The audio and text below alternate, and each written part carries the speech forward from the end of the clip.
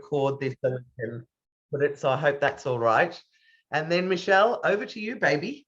And as people come in, if more people come, I'll get them to say hi. Yeah, we've just got Jane. Jane just jumped in. Do you know Jane? No, but she was on a lunch that I was at once or twice. Do you know what she does? Do you want me to just get Jane? Hello. No, well, Jane. I think everybody gets the same opportunity. So so if Jane wants to just give us a quick rundown of her business. Just like 2 sentences, and then we're going to get started. But I just want Michelle to have an idea about what we all do. Okay. Hi. Hi, Jane. I feel like a deer in headlights. Hi. So I am a personal stylist. I've worked as a personal stylist on and off for almost 30 years. And I work with female founders and women in business to help give them confidence and support them on a longer term situation with clothing, but from a holistic point of view. Great. That's my short answer. Love it. Works. Totally works. All right. Well, yeah. So I'm handing the talking stick to you, Michelle, and I suggest everyone goes up into the top right and does that speaker view rather than gallery, and that way you'll see Michelle as the full screen for while she's talking. We can move it back to gallery afterwards. Yeah, I'll just move to speaker. Beautiful. And I don't know what that'll do. Actually, I'm going to go. I don't think it does anything for you. I think it doesn't. I'm just going to stay on gallery, but I don't need to see myself, but it's good to see everybody else. So okay. Just hi, and thanks for having me. This is great. Thanks for being here. This is a wonderful chance to just get to talk to some people doing terrific stuff and hopefully give you some insight and some different ways of thinking about this work so that you can move whatever you're doing forward, right? More and more lately, and I've come across so many founders and so many people in small businesses who just get hijacked into this, almost like railroaded into a way of thinking and a way of approaching brand, which is just a recipe for spending a lot of money and not getting a lot of results. And so I'm on a little bit of my own mission, which is to give people a different way to think about this stuff that is actually sets you up and gives you a foundation that you can carry across everything that you're doing. So one of the things we're not going to be talking about much today is marketing at all. We're not going to be talking about a lot of the usual things that you might associate with brand, because that's not where I come at it from. And I know Jules sort of often introduced, like, I've made up my own job title as Brand Counsel, which is actually very true. I did. But there's a bit of behind that, there's a story in terms of how I got to the point where I needed to do that. So it helps just people to understand a little bit where I come from. I actually have a degree in design. That was my background. I worked in that space for a long time, and I got to a point about 20 years ago, roughly, where I just started asking different questions. I got so sick of doing the same thing over and over again for the same clients. And I'm like, there's something going on here. This doesn't make any sense, and I'm not adding value to anything that they're doing or problems they're trying to solve. So really it was shifting from those questions of like, so, what do you want? What does that look like? Those types of questions to how do you use it?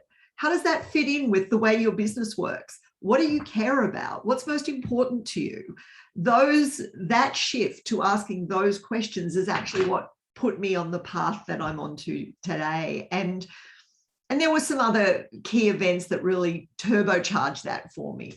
And when I was in the States for 15 years, and I moved back to Australia right around the GFC. So I got on a plane, and when I got off the plane, the world had fundamentally changed. Lehman Brothers had gone bankrupt, and I was like, what the hell just happened? Did that happen while you were on a plane? Yes. Oh, literally. Wow. I got on the plane and there was lots of, things are getting really, and I got off the plane and it was like, what happened? But my timing was great, right? Because the US went into a free-for-all and Australia actually got through it pretty well. So it wasn't a bad time to come back, all things considered. And it was interesting to come back because how Australia and Australian businesses in particular think about brand and how they approached it was very different, and frankly, a good decade or more behind what I was used to. So it was actually a way of, I had to come up with a way of thinking about and talking about what I did differently, so that I didn't get stuck in this trap of, no, that's not what I do.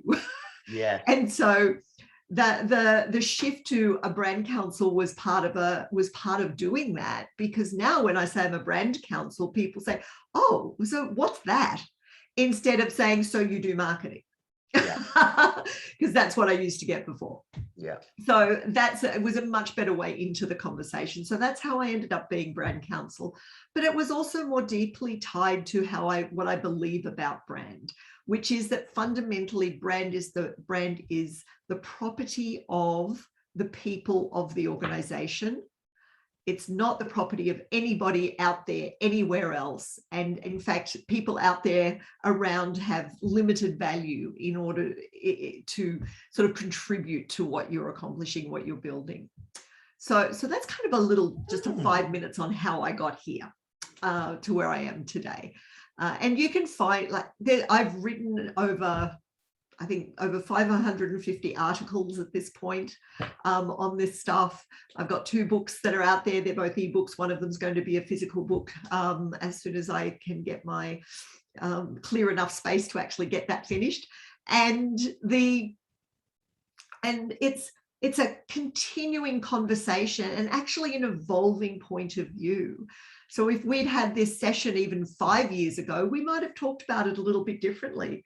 Because I dig deeper, as I talk to and work with more orgs, my view actually evolves, expands, and becomes actually clearer. I get more clarity. And that's what I'm going to share with you today, is sort of what today's view is, and some of the things that have actually shifted a little bit over the last few years for me, that I think would be helpful for you too. So ready to dive in? Yep. Yeah? Okay, great. So let's start with the definition. Okay, I define brand as brand is the result of the promises you keep. So that's just the umbrella that I use for how I describe and think about brand. Now, quite often that leads people to say, oh yeah, brand promise, I know what that is. No, you don't. Because what I'm talking about is actually all an organization or an individual's promises. I'm not talking about some statement that you come up with that's supposed to capture some thing about who you are. I'm literally talking about top to bottom, side to side, all the promises you make every day. And brand is the result of all of that. It's the result of all of those that you keep. And actually, frankly, the ones you don't keep too, because that's a different, we'll get to that, because that has an impact as well. So it really, one of the things that's really important to get your heads around with this stuff is people think about brand very much as this thing I do to myself, right? We go back to pretending we're cows and somebody's got a hot poker and they're going to stick it on our ass and all of a sudden we're marked. Right. But if you think about go all the way back to the ranchers and to those brands that everybody used to talk about, a funny thing happened on the way to cows is people actually started to associate how the rancher behaved, the types of things that he did, the decisions that he kept, the stuff that he inflicted on people or didn't, whether he was a good guy or a bad guy, with that mark. So the cow carried the mark of who the rancher was and how people saw him. And that's actually true today. So basically your brand, and these days brand is not just a mark on a cow's ass, but this idea of brand is a store, if you like. It's a store for the results for everything that you do. So all your actions and decisions land in this store called brand. And so what I want to do is work through that with you and give you an idea of what contributes to that and how it actually works together in your business. But before I dive in, does that make sense? This idea of brand as a result not as something you do to yourself, but as a result of everything you do. Yes. Yeah. Can you give us some examples of what you mean when you say everything we do? I know it's huge. Oh, sure. And it's kind of like from answering the phone to... Yeah, it's the array, right? It's the vast array of what I call unheroic work. So it's everything from, sure, strategy plays a part and all those things, but so is answering the phone, stocking the shelves, entering data, talking to somebody, meeting with somebody, choosing who to partner with, who to hire, who to fire, how you actually present what you do, and on and on and on. It's what you say, what you do, how you do it, and yeah, what motivates that. It's that entire landscape. And so what I encourage people to do is stop thinking about this as being a brand thing or not a brand thing. Just understand that everything is a brand thing. Yeah. And go from there. Right? It's not this little pocket of stuff that you do and then check off the list. It's not a to-do list item. It's in the wrong place if that's where you've got it. Right? If you've got a checklist and brand is on that list, take it off. It doesn't belong there. Yeah. It's literally this compiled how you go about everything and what that is across day to day. So there's no, there's some things that you need to keep in mind to make sure that lands and guides and feels coherent and aligned. And so that when people deal with you, work for you, buy from you, they can point to that thing and go, yeah, that's kind of what she's about. Yeah. Right? Because it doesn't matter where they poke you, they can stick a pin in you anywhere and they'll get the same stuff. And I'll get into some examples of orgs that do this well. And the ones that don't do it well aren't really worth mentioning because we all know who they are. There's right? so many of them. We fall over them every single day. We curse them up and down every single day. Right? So, and this is becoming more of a thing. People are starting to understand this more, but unfortunately, too often it still descends at the rubber meets the road sort of level. It falls back into these ideas of, so what's the campaign? What's the look? How do we present that? Rather than actually just saying, okay, yeah, that's important.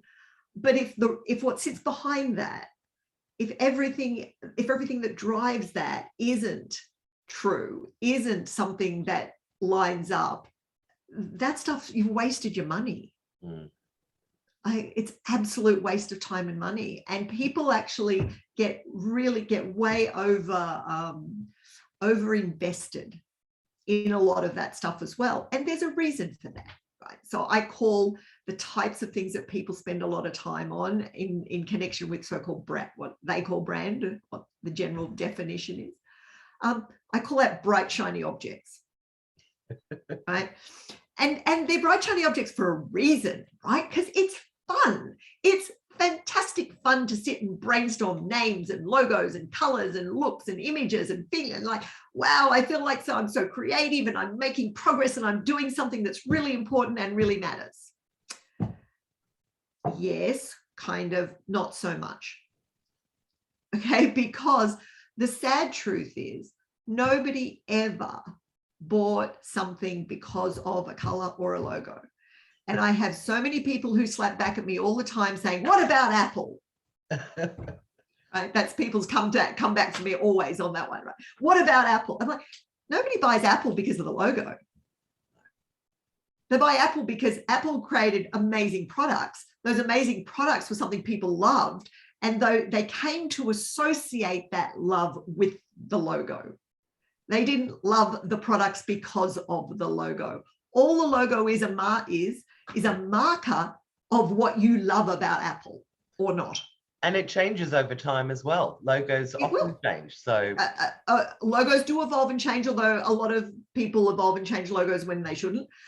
Because again, it's a much smaller deal. I was sitting having a chat to this guy once. He was a young guy who was starting his own business.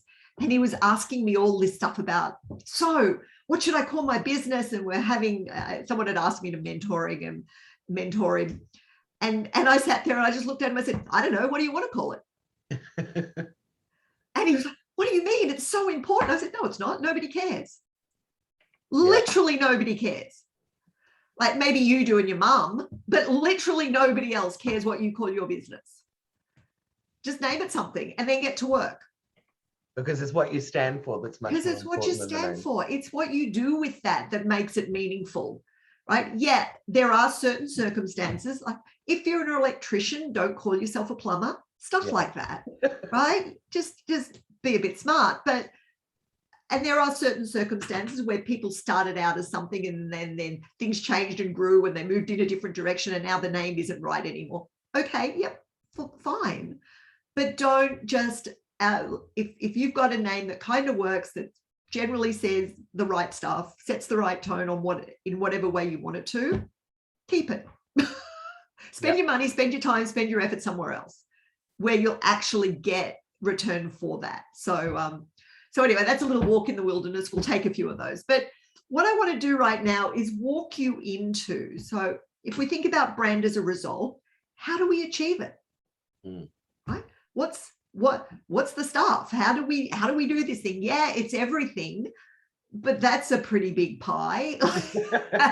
Like what's the doorway? So in my world, everything starts with identity. And when I talk about identity, I'm talking about purpose and values, very specifically. Purpose is what matters most, what's most important to you, that why thing that people are so fond of, that all of those things, right? So that's purpose. What do you get up in the morning for? And by the way, I assign no judgment to what that is. I'm not someone that subscribes to the philosophy that a purpose needs to have a certain social good attached to it or be a particular tone or kind of thing. I could care less what your purpose is, right? All I care is that it is meaningful to you, because that's all it needs to be. It's not a marketing statement. In fact, I really encourage people never to talk about their purpose publicly. Make it visible through what you do, right? And especially if you're just starting out, make it visible through what you do before you start banging on about it, because all that will happen is that people will hold you account to something and you might not be ready for that yet. Because when you're just starting a business, it takes a while to get your shit together. Yeah. And purpose might change. And in fact, it often does, because it's not a purpose if it's not something that you do and use every day. And it takes a while to know if that's true. Like you've actually got to do and use it every day for a while just to find out, yeah, actually, I do care about that. Or hang on a minute, it's this, but it's also that. So the quick, like, keep it on the low down for a while is always good advice, right? And then values. So that's the purpose piece. That's the motivation, right? That broad motivator. Then coupled with that is the other side of identity, which is values. Now, I sit the same place with values as I do with purpose. I don't judge them. I'm not here to tell you they should be a certain type of stuff. In fact, I strongly encourage you to stay away from the top 10.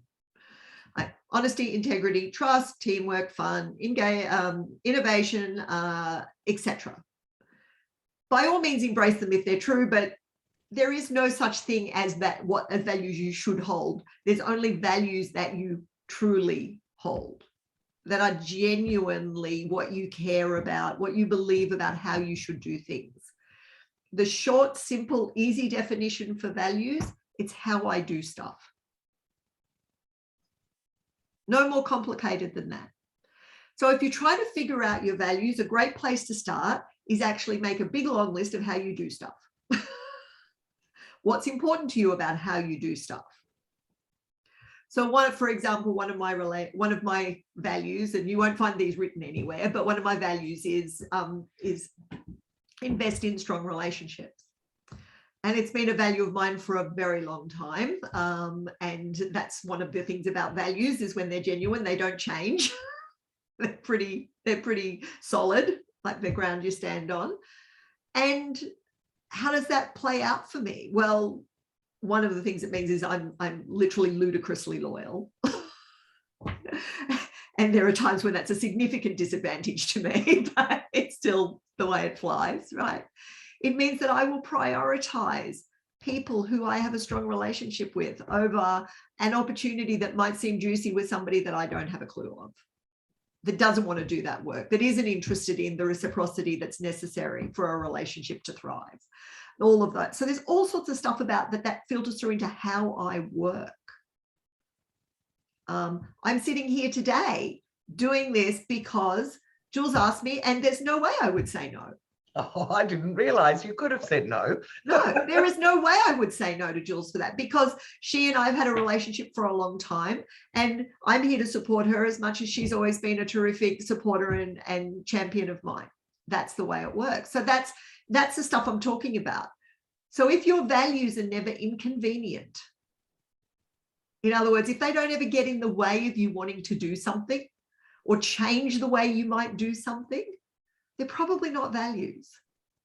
Doesn't mean they're not important, doesn't mean they're not stuff that you can use and that you should pay attention to. But if you've got more than about 3 values on your list, you've probably got too many. Because at a really deep, literally, these are things I won't trade level, it's really hard to have more than that. And I know a lot of people use the 5 as a guide, no more than 5. That comes from Jim Collins. You know, I disagree with Jim on this one, just in terms of my own observations. I find organizations struggle to do more than 3, and actually struggle to hold more than 3 genuinely. So you end up with some stuff on the list that's not genuine, and that gets in the way. And you can change the other stuff that's important as often as you like. I've written about this, the difference between values and principles, right? Have as many principles as you like and change them if you need to from a situation standpoint. Environmental sustainability is a really big principle for loads of companies. It's hardly ever a value. Can you give us some more examples? I don't quite understand the difference between. Okay, so the difference is simple, right? A value is something you won't trade. And it's how you do stuff. It's how you do stuff, and you won't trade it. Okay. I will do it this way, not that way, because no matter what, because this is my value, right? Principles are stuff you'll trade. So if we go back to environmental sustainability as an example, okay? So environmental sustainability as a value means I will do it this way, even if it costs me more money, means it takes me longer, any number of those things, right? I will put solar panels, I will make sure my building, my office has solar panels on it, even if I have to pay for them myself and it's a rented building. So it's kind of around understanding what you stand for, so that if a client opportunity comes by and it doesn't fit with what it is that you're trying to achieve, then you, however juicy it is, even if there's $1 million there, you're going no, because it takes away from. Yeah, or you work with whatever that opportunity, whoever that person is, to make it work within what you're about, right? But yeah, if it just is not, you walk. Yeah. You don't because what we do is who we are. That's if you're going to catch it, what we do is who we are. It's not what we say we are. Yeah. And so if you're banging on about environmental sustainability and you're buying sorbent toilet paper and you're not signed up for green energy and any number of these things, then yes, sure, it might be a principle, but it sure as shit ain't a value. Right. And that carries across everything, right? And so this is one of these things. It's not. I try and get really pragmatic about it, because there's loads and loads of stuff out there about values, and you can poke a stick at it and find heaps of it. But it's this combination of purpose and values together that form identity. They work together. Now you'll notice I don't mention vision, values, mission statements, essence. No, sorry. All anybody needs, any business, all you need is a well-understood, well-defined purpose that is, that you'll honor, and a set of values for how you'll do stuff. You can build a multi-billion-dollar business on those two things alone. Yeah.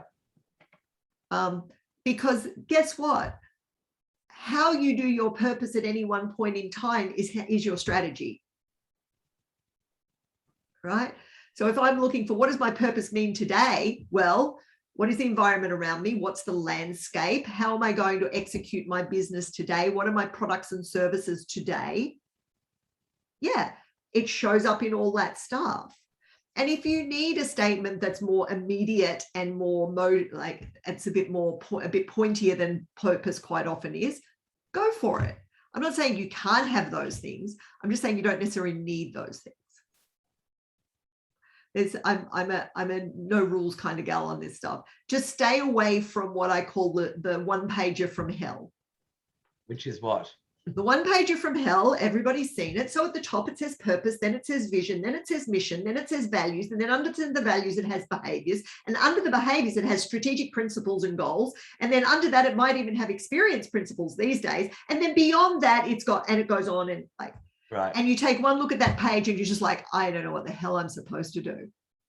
And often you look at that and you think that's just a load of bullshit. You've worked with someone to come up with this and you're not living those values at all. Always bullshit. It's always done by committee. It's always, frankly, it's beyond, it's not even just not useful, it's actually destructive. Right.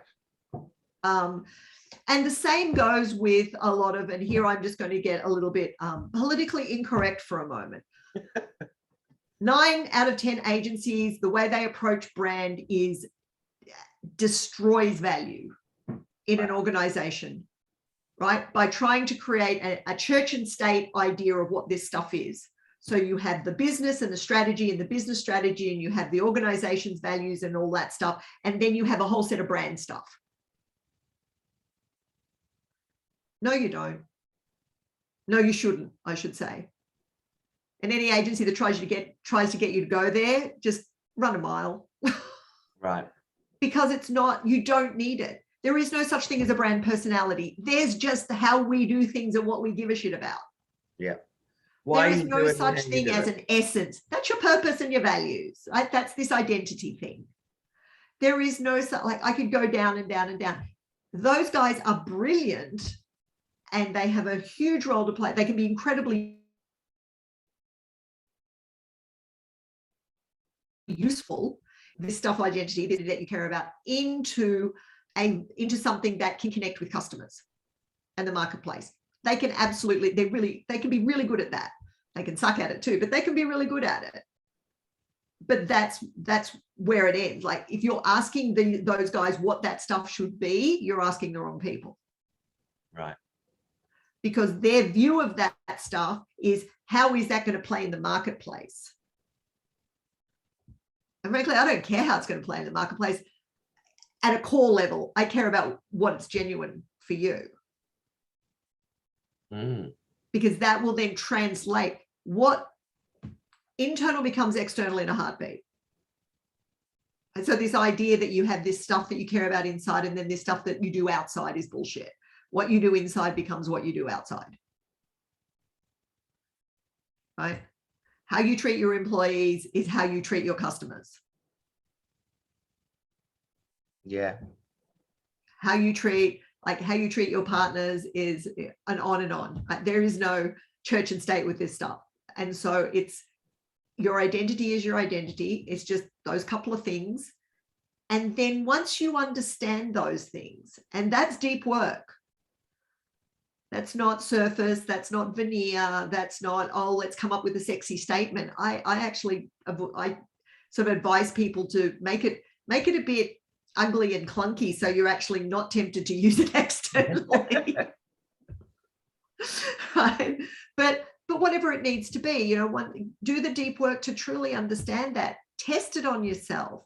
Give yourself the time to get your head around it and test it. I don't necessarily talk about it with other people before you've actually done it for a while. Yeah, actually this holds up. And once you do have that confidence, then yeah, gangbusters, like, bring it on, right? Talk about it, make it the centerpiece of what you're doing and who you are. But again, that's as a result of having that clarity and that confidence. So once you get the identity piece down, so that's where it begins. This is the foundation. Without that, effectively, you're just throwing a bunch of products and services at the world and hoping they'll buy them. And there's nothing wrong with that. And in fact, I say to people, if you're starting a business with the idea that you want to flip it in a couple of years, don't do this work. No, don't waste your time. But is it also because if you're your own business owner, it's so intrinsically personal about you and your beliefs that it can't be transferred to someone else very easily?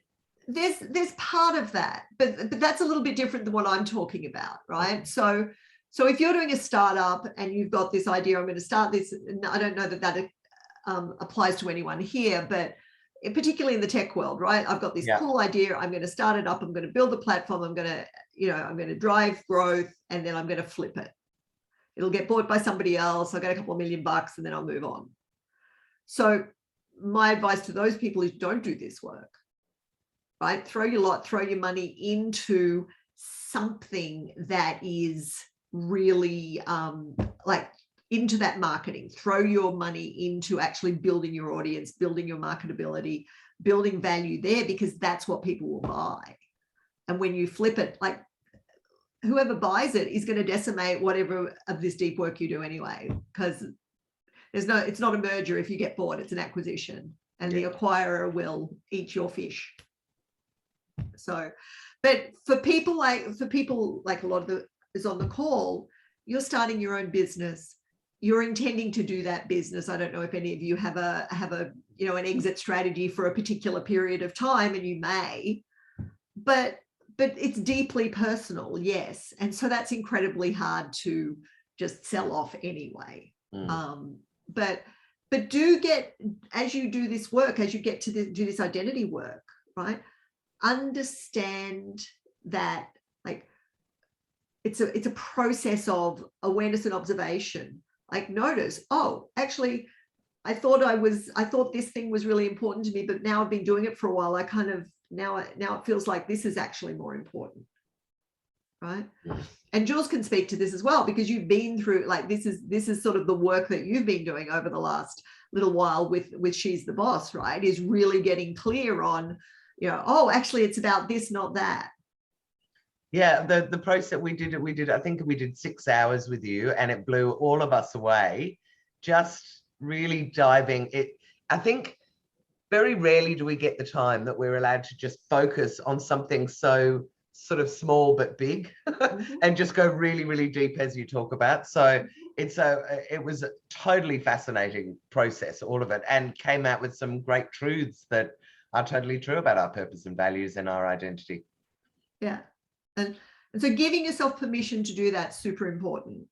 But once you have it, so once you get a sense of what that stuff is, how this carries through into everything you do. And the way it does that is through the promises that you make. So all a promise is it's where you communicate what you intend. So I made a promise to Jules that I would be here at 12 o'clock to talk to all of you. Right? Yep. At 12 o'clock, I showed up once she sent me the link. And yes, because I made a promise that I'd send you the link 2 days ago and I forgot. But anyway. Right. So this is how this stuff plays out, right? So this is how, promises are how our value, how our identity show up in day to day. What the promises are that we make and which ones we keep and don't. And if you want to get a sense of what you really care about, one of the little tricks I suggest to people is keep what's called a promises log. A promises log. So for a couple of weeks, just write down, see if you can remember that far back, but for a couple of weeks, just start writing down in a notebook or whatever, every promise that you make. Big, small, little, going to take me 3 months, got to be done by tomorrow, whatever. Just write it all down. And then at the end of the week, go back and note, literally cross off the ones that you kept and look at the ones that you broke. Yeah. Right. And you'll break some. We all do. And then have a look at which ones you broke. And if you're anything, you'll see a pattern. There'll be something about all the ones that you broke, which is true, which is consistent and true. For me, the promises I nearly always break are if I promise stuff that I either don't care about or I'm not good at. Yeah. Right. So if I know if I'm not good at something, I've got to give myself a little bit of extra time on a promise in order to carry it through. If I make the same sort of promise around stuff I'm good at as stuff I'm not so good at, I screw up every time. And yeah, don't even like stuff I don't care about. I should have learned years ago. That's just something I should stay away from, right? Because I'll blow that stuff off in a heartbeat.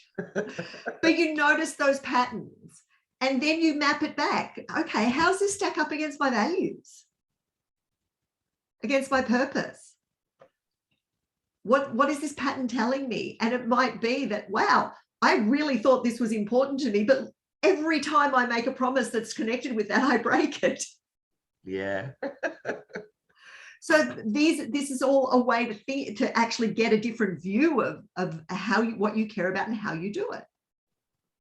So the promises that you make are extraordinarily important, and they require some discipline. The biggest reason we break promises is because we make them in haste.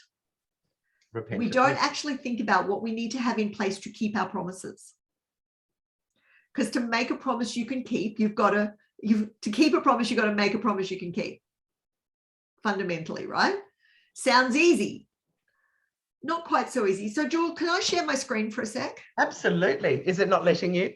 No, it will. I just wanted to make sure that was okay. Yeah, no. Yeah, okay, cool. Just tell me if it won't let you. Yeah, no, great. It is. There we go. Okay. So let me just blow this up for you. So this is a tool that I've developed, and I'm happy to share it with everybody. It's actually available on my website. You can go and grab it and download it. It's attached to an article that I wrote that I can share with everybody. And this is called the Promises Wheel. And this is a tool that you can use before you make a promise to kind of check your readiness. So this isn't about, is this the right promise or not? This is about, am I ready to make this promise? Am I going to be able to keep it? And basically what you do is you're looking across these different attributes of a promise. So these are all attributes of a successful promise. A promise is successful when I have time to keep it. When I have, if money's involved or finance is involved, if I've got the money to keep it. Do I have the people in place that'll let me keep it? Have I got the skills I need to keep it? Is there technology involved that I need to have in place to keep it? Do I have the information I need to make this promise in the first place? Is my culture, if I'm an org or even as an individual, like, am I wired to keep this promise? And is there anything going on out there in the environment that might get in the way of me keeping this promise?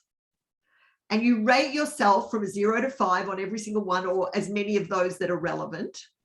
And you're going to get a read on your readiness for a promise. And it'll also highlight to you places that you might need to think more deeply or change the promise around. It's a super useful little tool. I've road tested it with a bunch of people who tested it on big strategic promises as well as just more day-to-day stuff. And people tell me it's actually great at what it does is not tell you, yes, you should make, or no, you shouldn't make this promise, but it drives deeper questions. It drives a better reflection on, is this something that I should do? Is this a promise I should make? Right? And so one of the things that people do, like I said, when people make a promise without thinking, we promise lightly, apologize easily. But the problem with when you break a promise and have to apologize is every time you do that, you're trading currency of confidence. Yeah. With people. And if you've got enough of the bank stored up, you might get away with it for a while. But if you keep doing it, eventually they're going to be like, I'm not dealing with them anymore because I have no confidence in what they say. Yeah. So I'll just stop that for a second, pop back. So happy to share that with everyone. It's a really super useful little tool. And the article that goes with it explains some more about it.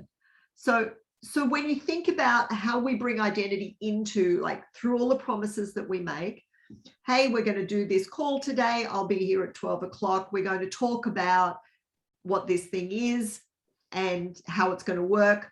I'm going to make sure people have time for questions, right? Looking at the time, we're coming up ahead. We didn't get started for 5 minutes till 5 minutes late. So I'm going to bolt through the next 10 minutes to make sure that we've got enough time to dive into a few questions. Okay. Right. Once you get into the promises, dive into your promises, rumble around in them, see how you're doing. The bottom line is that promises show up in people's experience dealing with you. And that's all people's, not just customers, right? So staff, employees, partners, friends, family, whatever. Everyone, people's experience, right? Promises, experience is just where promises get kept or broken. That's it. So somebody promised me something and it happened. Experience, yay, thumbs up, pretty good. Somebody promised me something and it didn't happen. Not so good. Not such a great experience. Right? Promises become expectations. You all expected that when you logged on at 12 o'clock today, I'd be here. So let's imagine for a moment that I screwed up, got the day wrong, completely spaced it, had my phone turned off, didn't get the text from Jules saying, where the hell are you? Was off having a walk on the beach. You're all sitting here going, well, that kind of sucked. I think that would have broken my promise rather than yours, though, wouldn't it? No, it would have broken my promise. Okay. Because when I say when you asked me to do this, that became my promise to these people. Yeah. Right? Yes, it's your promise as well, but it's also my promise. And so if I hadn't turned up, you'd all been like, well, she's kind of a bit of a flake. Like, what the hell? So much for her brand stuff. True. So, but we don't necessarily think about it. You know, one of the things I always laugh about is promises and experience tend to show up in the small stuff, not the big stuff. Right? We often think about, like, we spend so much time in this massive layer of strategic thinking and blue skying and all the rest of it. And we spend way less time actually thinking about what is the day-to-day, the small, the details that, again, that unheroic work look like. And one of the examples I love to use, they say, nobody ever stopped going to a cafe because you didn't like their strategy. You stopped going to the cafe because they screwed up your coffee every time you go there. Yeah. And when I go up to a cafe, up to the counter, and I say, could I please have a long black with a splash of hot milk, please? Just my go-to drink. And they're like, yep, and they write down my thing, and then I go, we've exchanged a promise, right? They promise they're going to give me that coffee, and my implied promise is I'll pay them for it once it's done, or at that moment I exchange my money, and that's an exchange of promises, right? Payment is a promise. And then I go and sit down and I get my coffee, and yeah, it's a long black, but there's no hot milk, or they give me a latte, or any number of things that are wrong, right? Do that once and I'll be like, yeah, okay, it's a bit of a complicated order. I'll just make sure I'm clearer next time. Do it twice. I'm like, oh my God, they never get this right. I don't, like, maybe I give them a third chance, maybe I don't. I'll probably go find a different cafe, right? So you're a cafe. Imagine you're a cafe. Where do people run into that with you?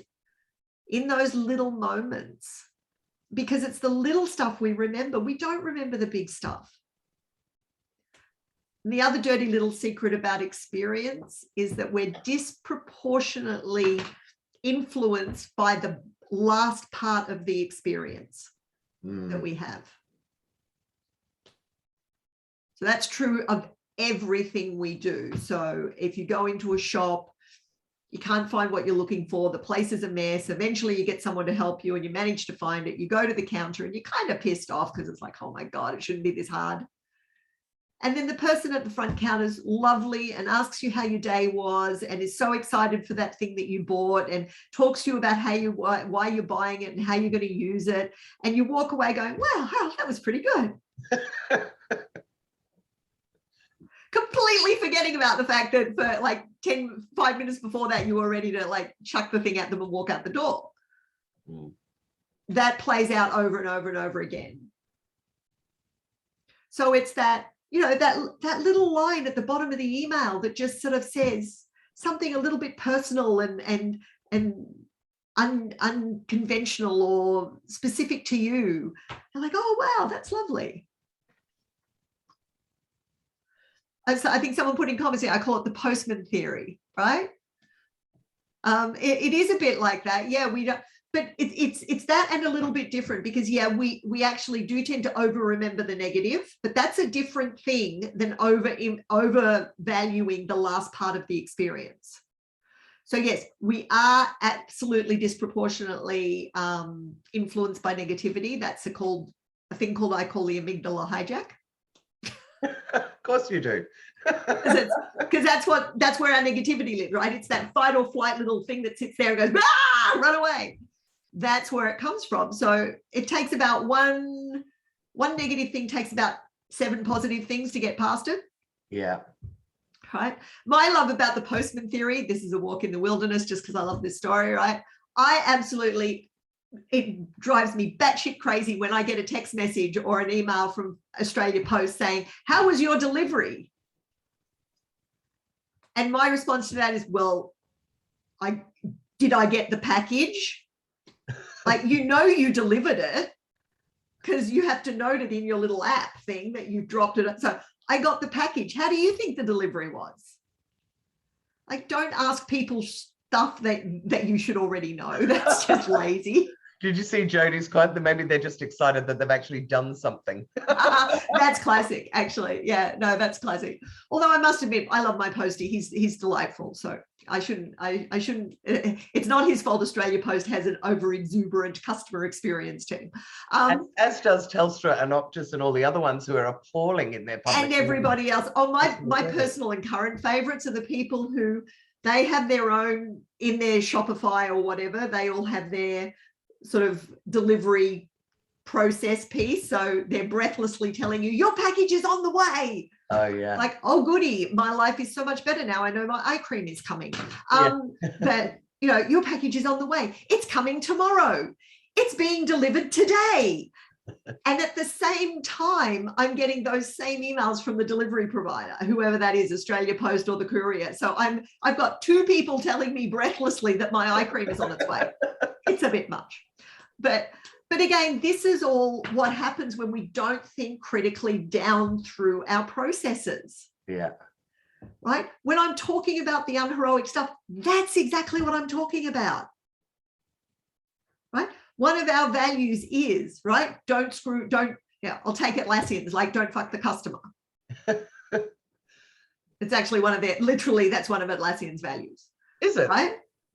And so I'll take that value and say, okay, yeah, let's look at what that feels like. If you're a customer, what does that mean? And how do we avoid doing that?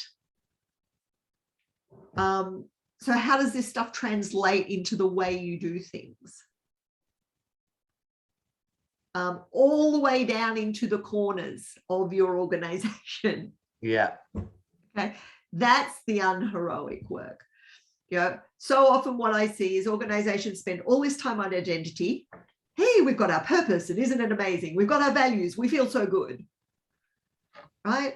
And then literally it drops off a cliff into and sitting in this valley is this valley of unheroic work that never sees the light of day that those things are supposed to provide. It's like this, you've got an entirely separate organization just going on, doing its stuff, doing its thing. Like how everyone's doing it, not completely disconnected. How do you know if you're disconnected? Oh, sorry, no, keep going first. I'm writing down questions. Oh, okay, no problem. So I was going to get us to practice a couple of these things, but I'd rather actually get to questions. So I'm going to just jump, just really to the last part of where this all lands, right? So we take our identity, we put it to work through the promises that we make, all of them. That lands in experience as either promises kept or broken. And that activity then lands as brand. And brand in that situation is what I call a store of value. That's all it is. So it's a store, it's where the value of what you're doing gets stored. If you're keeping promises, you're adding value to that store, to that warehouse. If you're breaking promises, you're removing value from that warehouse.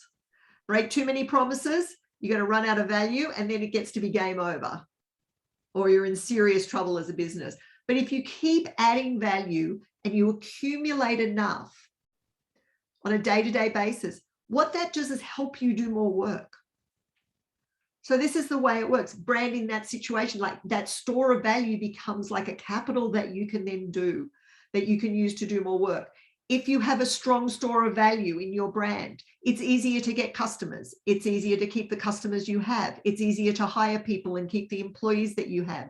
You have actually more literal physical capital, financial capital, that you can apply to intellectual property, to new products and services, to opening up new areas and new regions, to all of to partnering with people, right? This stuff is constantly in motion. And so this is where this is actually what brand is. It's this store of value that helps you do more work. All the stuff I just talked about is how you go about what you do, so you're always adding value to that storehouse. And then that storehouse gets associated with your brand mark, whatever that might be. Yeah. Well, the markers. So that's how you look at logos in terms of, that you can either imbue it with value or you can take the value away from it. Yeah. The marker just becomes literally, and this is a throwaway line, but it's so true. All names and logos are how people pick you out of a lineup. That's it. Right? I'm looking for if I lined up everybody's products without logos, right? People are like, oh, I'm not sure which one to choose, but put a logo with them. It's like, oh, I know they stand for that and that thing, and I can trust that, and I've had their products before and I know what that is, and so yes, I'm going to take that one. It's how you pick stuff out of a lineup. That's it. And it comes to stand for that through all this stuff we just talked about. The store of value. Yes, you do enough bad stuff, you break enough promises, you screw people over, you do go beyond that and actually do flat out illegal stuff, make stupid decisions like Rio Tinto blowing up rock caves or any number of those things, right? And yeah, you're going to actually strip mine value from your store, from your brand. And you can only do that for so long without recapitalizing it, right? And you can't, there's a lot of stuff you can only trade once, but the beauty of a brand done in this way is that you're constantly expanding its value. As long as you're making promises, you can keep keeping those promises, right? Yeah. So that's kind of how this all comes together. Now I'm just going to share a screen real quick again, because let me go. So this is what it looks like as a formula. So you can use this every day in what you do. Identity multiplied by promises divided by experience equals brand. So everything that comes before the equal sign is actually the work.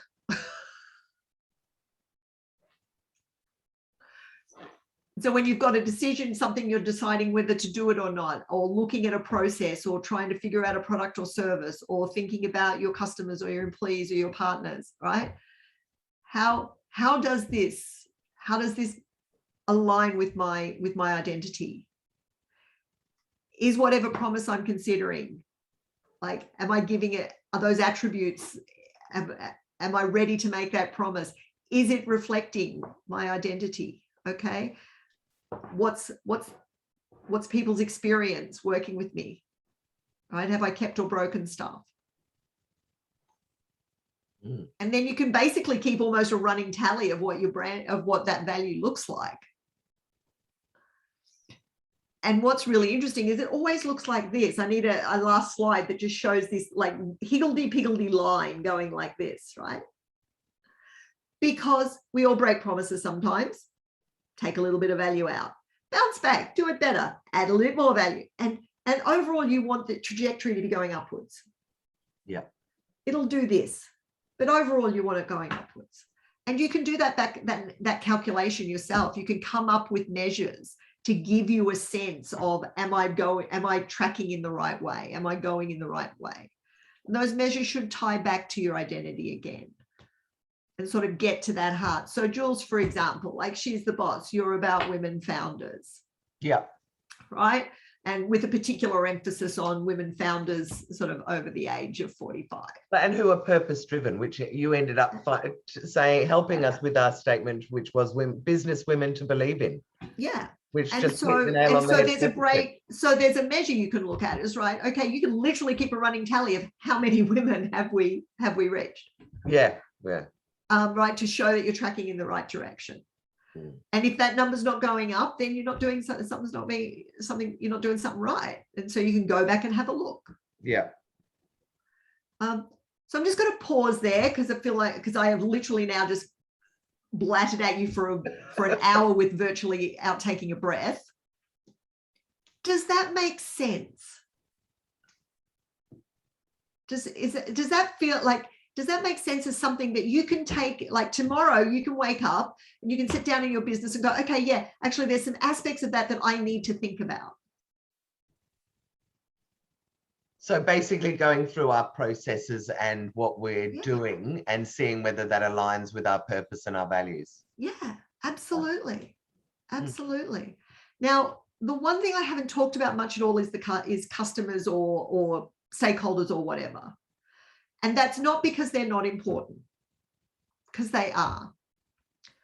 But the problem with attacking, or too often these conversations begin with the customer and work inwards, rather than starting with the org and working outwards. And so the problem is, if you're just trying to do something to please customers, if it's not something that you truly care about, it's never going to get anywhere. And so I talk about this work as basically connecting like what you care about with people who care about it too. Yeah, perfect. Now, Michelle, we've got a couple of questions already. Go for it. So let's go for it. We'll start with Susan and then Ainsley. You're fast behind her, and it's lovely to see you today, by the way. So Susan, tell us. Hi, thanks. Or ask us or whatever. Yeah, Michelle, not really a question, but what you've given me today, that mathematical tool to assess my promise first, it's actually going to take away a lot of emotional turmoil, because I've got all these ideas, left, right, center, I'd love to instigate them all, and I'm like this all the time. But I think now what I need to do with each of them is put it into that formula and work out which ones I can prioritize, the ones that I can keep. So thank you very much for sharing that tool today. That's really going to help me. And look, amazing. I've working on my brand. The promises I keep, you're right. That was also another crystallization moment for me. It really does sum up everything that I want to achieve under the spicy boudoir, and it is. It's like a formula for integrity, isn't it? It's saying, if you really want to be what you say you are, then you need to, make sure that it carries all the way through. Ainsley, have you got a question? You're both down in Geelong, by the way, you two girls. Yes, I realised. So I guess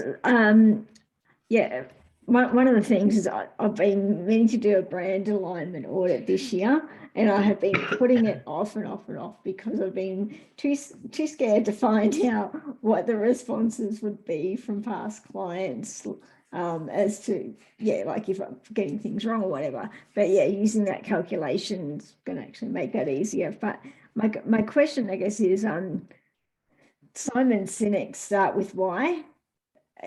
Like, are you a big fan of that thing, or not so much? And there's some reasons for that.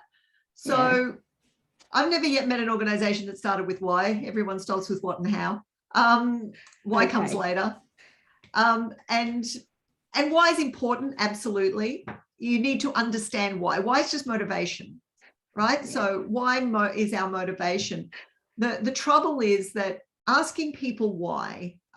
It's nothing, I never use a why question. So when I'm exploring purpose with organizations, and that's all Cynic's talking about is purpose. And frankly, if you want to get into the what, why, how thing a little bit more deeply, go check out Jim Collins's work, because he did it first and did it better. So, and deeper. Okay. So I'd check that out. Cynic's actually a great marketer, nothing against him. He's brilliant at actually turning stuff into very accessible, populist kind of thinking. And makes it really accessible in that way. All power to him on that front. But there's actually some stuff that gets lost in that oversimplification. So purpose sits as the core motivator. Why is what you want to know, but it's a terrible question to get you there, because anytime you ask someone why, they see it as an act of aggression. So we get very defensive when we get asked why. And there's actually some really solid research. There's a guy who is a hostage negotiator who talks about this. And so whenever you ask somebody why, they step backwards. Right? I always call it an accusation wrapped in an inquiry. Why did you do that? We're all hardwired from when we were kids, right? So, so when you ask someone sort of, why are you doing that? Even if you ask it with a friendly tone of voice, people have this like brain thing where they're like, whoa, okay, I'm doing something wrong. So a better way to get there is what's most important. Okay. Right. And that's another, just a different way into that same idea of what's most important to you. Right. Okay. There's lots of things that are important, but what's most important? Okay. Because, and so that's what I always encourage people to think about, like what matters most and how do I thread that through everything? And that's really hard to do, because it's very easy to come up with 5 things that matter a lot. But to try and pin your whole business or your whole life or your whole everything on just one thing that's really important to you, I think that in itself is incredibly challenging. It's super hard to do, and that's why you've got to take time to do it. And it's not going to be one session, and it's probably going to feel incredibly uncomfortable. You want to see a room of terrified men sit down and women, like literally pull them into a room and say, I want you to choose what's most important. And they all literally like want to run for the exits. Yeah, I need to go to the mood suddenly. Yeah, Ainsley. Because that's like, because with like, so I've got like Ainsley for Consulting, used to be a different business name, and I pivoted because that business name caused too many problems getting the right customers, but not sure what was happening there. But anyway, so when I rebranded, I went through like the whole branding process with the PR agency, and like it went through this brand story, and it's weird, like I'm finding that the brand story, like because I've gone through the whole Simon Sinek, Robert Warren stuff, like my brand story as to why I started this thing keeps changing, and that's been driving me nuts. Well, it will evolve, right? So this is I seriously and I give this advice to people all the time, like don't be too hard on yourself that these things change. Okay. Right, because they will for about like I'm working with an organization right now that's been around for 85 years that are trying to get their heads around what they care about, because the world that they live in today is very different than the world that existed when they started, but their mission hasn't really changed in any meaningful way. I'm working with another company that's been around for about 3 years, and they're just in a place now where they're ready to actually get their heads around this. Because until you've got some work under your belt, some time under your belt, and some experience under your belt, you don't know what you care about. Yeah, right. Right? You know what you think you care about. That's a different thing to actually what you do. Yeah. It's a really different thing to what you do. So that's why I say to people, just don't get too wrapped up in all of this. It's not a brand story. It's just your story. It's not it's not this special thing. It's just, this is the thing I care about. I think this is it, but I'm going to do it for a while. I'm going to keep coming back and testing against it. I'm going to be deliberate. I'm going to be conscious. I'm going to see this as a process, not a destination. I'm going to think of this as something I am always practicing. So I'm a yogi. I've been a yogi for like 20 years or so, right? I practice every day. I'll be practicing every day till I die. I'm never going to be done practicing because there's no destination on this. Back to what I was saying, brand is a store of value. You're either taking it out or putting it in. Right? It's not it's not a thing you do. It's a result. So I care, like Ainsley, for you, right? This is what I care about. This is kind of, I think this is kind of where I'm at. This is what I care about right now. Great, write it down. Keep that in your mind. Work on what you're doing. Follow all the different pieces of your business through that. And then just check back. And don't, again, never ask a customer a question that you should know the answer to. Okay. So if you have, like, if you're not kind of checking in on a day, on an ongoing basis with clients and customers and all the rest of it, in a meaningful way, it's no point going back and asking them 6 months later, how did I do? Cool. All right. It's a complete waste of time because A, they won't remember, and B, what they remember won't be true. Awesome. Thank you. So, that's great. So the very best, the only time really to ask a customer, how did I do, is when you finish, like right when you're finished. Okay. Awesome. Thank you. I mean, there is an insidious reason why people send those stupid little surveys out, like the minute you, like I get a survey from Virgin before I've even taken my return flight. You got one from me this week. Jody's got a question for you. Jody, well. yes. Hit us up, Jody. Yeah. Okay. So pretty much from day one, I've known my purpose and I've known my value, which is really, really good. That's right. And I've made that very clear right across the board and the organisation. And my board are very corporate, right, as you can imagine. And I don't believe that I don't want my organisation to be corporate, for starters, right? I just don't. It's not what I'm about. I don't even want that corporate look. I don't ever want to be put into that box of being corporate. So when they're so hard on making sure we've got our values and our this and our that and our mission statement, and I'm like, whoa, you know, I want people to know what our mission is, yes, but more importantly, I want people to know our purpose and our values, because all those other things are just, to me, they're absolute bullshit if we've got no purpose and we've got no values. Mm-hmm. You know, and I wrote a purpose/values. I sort of like combined it into one, but that's fine, because I just thought it was easier, right? Yeah. It says exactly what I want it to say, but because support is my purpose, mm-hmm. and my value is relationships, mm-hmm. right? Regardless of whether it's with patients or with donors or sponsors or anything, it's got to be relationships. Yep.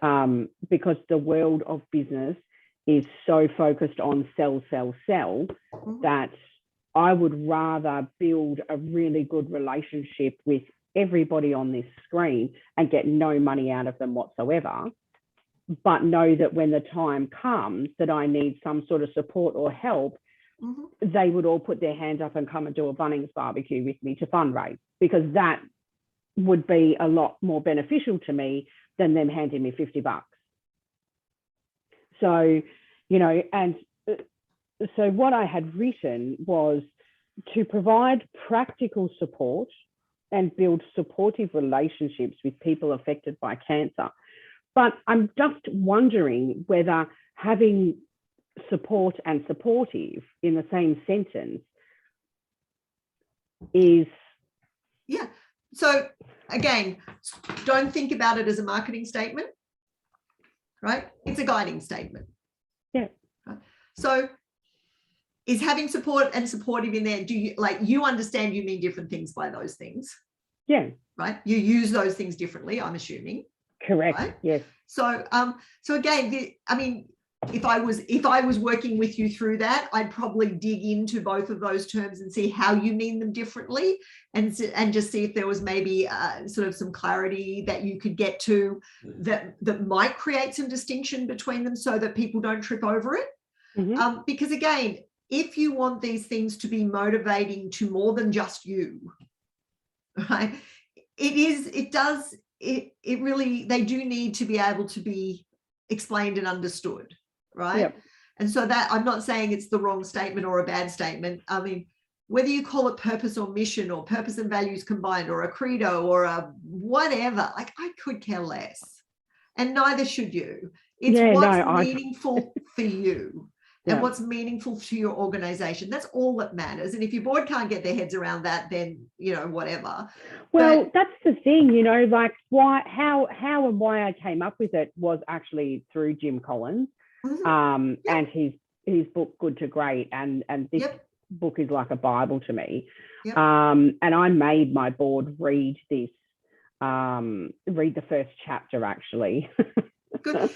You can get them to read something even more useful. So there's a monograph that goes alongside Good to Great. It's called Good to Great and the Social Sectors. Wow. And it's about a 40-page little monograph that basically distills Good to Great into something that applies specifically to social sector organizations. Yep. Okay. I'm going to palm that off. When I was a board chair, it was our Bible. I gave it to everybody on my board. Yeah, great. To work with. And it's super useful. So I will definitely do that. Today has actually been really good. So thank you. Oh, not a problem. And I encourage any of you, like, right, if there's a question or something specifically you're rumbling with, and you want to take on it, again, back to relationships, I'm happy to weigh in. I'm happy to give you half an hour and have a chat, whatever, right? So reach out. I'm good with that. I'm also going to just offer, like, Jules will, like, you've got my email and everything. I'm happy to also send you a copy of my book, The Unheroic Work, which is that's lovely, Michelle. Thank you. Which is a PDF. You can all get a copy of that. So who else has a question? Because we've got 10 minutes to go. So we've got time for at least one or two more questions. Anybody got any burning questions? Jenny is celebrating. Oh, that's all right. I'm trying to get used to these icon things. I think Jenny's happy about your book. If there aren't any questions, okay. If there aren't any questions, we can wind it up, guys. What was I going to say? I was going to say, what I wrote down was, what if you don't have an established business? How do you communicate your values? And I'm guessing that's just by starting to treat people the way that reflects what you believe in. Again, it's what you do. So you can come up with a way of saying them. That's fine. And again, I'm Switzerland when it comes to how you state your values. Some people just use a word. Some people use a word in a statement. Some people use a phrase. I don't care. Again, what works for you is what works. All I encourage people to do is do some work as to with values in particular. This is so important. It's not just what the value is, it's what it isn't and when it goes too far. Yes. So I call this boundaries. I should have put the diagram for it in my little pack, but essentially it's like, if you look at a bell curve, right? At the top of the bell curve, you've got a thing that's called imbalance. So what the value is kind of sits at the top of the bell curve. It should be the chunk of what you do and how you do stuff. And then down at either end, at one end, you've got kind of a deficit, like it's what the value is, and it's when it's absent. And at the other end, you've got an excess. It's when the value goes too far. In other words, you're doing too much of it. It might look a little bit like the value, but it's flipped and it's not useful anymore. An environment is constantly pulling you down to the edges. So it's the tension of actually navigating that balance that's so important. But the only way to do that is if you know those edges. So deficit is, like I said, it's what something isn't. So let me use as an example, creativity. I worked with a client whose one of their values was creativity, right? For them, what creativity wasn't was basically closed-mindedness.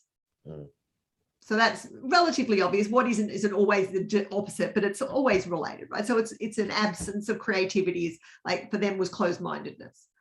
When it went too far was really interesting, because for them, when creativity flipped into excess was when it became whimsical and just something that was unmoored from answering a fundamental question, right? So it became really fluffy. Karen was just asking, and another really good example, if you would like to do it, just to show what those boundaries are, was what we did with She's the Boss around extraordinary women. Do you remember? That you said, what is too much extraordinary, which became very self-indulgent, and what is too little extraordinary is too mundane and everyday. But so it's kind of doing that work and going, what was the other one? There was something we were talking about. We love people who support other women, and then when you go into the boundary of that, you've got those martyrs that all they do is support, and they just, you know, pat themselves on the back and are painful, and then people that aren't supportive enough and just don't put in. So it's kind selfish, of thinking of those words and then what the extremes of them are, and where your limit is in terms of what you'll put up with. Yeah, where it's about your limits. This isn't about dictionary definitions. It's about what is that thing that I value, that I'm calling a value? What is it? When is it deficient? Like, when is it absent? When is it not showing up? And when does it go too far? And too far is actually the big dark side that people don't talk out about enough. And every value has one. Every value can go to excess. So one of the examples I use is friendly and welcoming. This is an easy one for people to understand. Lots of orgs are like, we're friendly and welcoming. It's one of our core values. Great. That's fantastic. Obviously, when it's absent, it's kind of, you know, it's dismissive, it's mean, it's all that stuff. When it goes too far, absolutely. It basically becomes a place where I can't have a bad day. Yeah, it becomes a place where I can't get hard news. Yeah, great. It's always becomes creepy, right? Yeah, it can become, it can be judgy, actually, is where it goes. And overly effusive, though. It's like like you walk into a dress shop and they say, can I help you? And you go, no, I'm fine. And there's still like a little dog pottering around behind you going, are you sure? Oh, that's quite nice, mate. And you're just like, leave me alone. Yeah. And you know, like, it's that teeth ache, right? It's the smile. It's the false smile. Yeah. Right.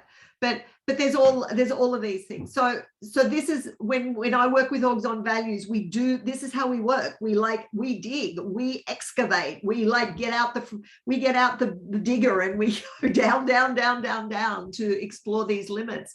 Because when we truly understand, this is when we can put it to work. Yeah. It's really hard to put it to work if you don't understand it. And so I'm happy to answer any questions. Get in touch with me. I'll don't bother on Facebook, by the way. She loads. No, Facebook. I'm not on Facebook. Don't I have an account, but I never go over there. And Twitter, LinkedIn's the best way to get a hold of me. I will send you, like I said, let me know if you want a copy of the book, and I'll send you a copy of the PDF. I don't want to foist it on you if you don't want it. And I'll also share for Jules to share out to everyone who was here the article and the promise wheel tool, so you can all use that too. Right. And what I might do, Michelle, if it's okay, is we'll put it into the members sure, the little members lounge that we've got now, and then I'll post up this video as well. Yeah, no, that'd be great. We'll sort that and make sure that's all there. So yeah, and try and stick to our promises. We'll stick to our promises, exactly. And I'm going to give you all 5 minutes back in your day. That's my little present to you all. Thank you. Thank you so much for doing this. I just want to say you're wonderful. I love the way your incredibly big brain works. I often get bamboozled, but I love it when I finally come to the realization of the genius that you've just mentioned. So really love it. Love all the tools. Thank you so much for the book, and hopefully we'll see you at the next lunch. I will try. Anyway, right now I'm working on a couple of big rocks that are keeping me pretty busy, but I love the opportunity to talk to people about this stuff. It's always a joy, and it makes my heart happy when I see sort of faces light up, and if I can save you going down some blind alleys that might cost you time and money, then I'm a very happy lady. So thanks so much. Oh, you're wonderful. Thank you so much, Michelle.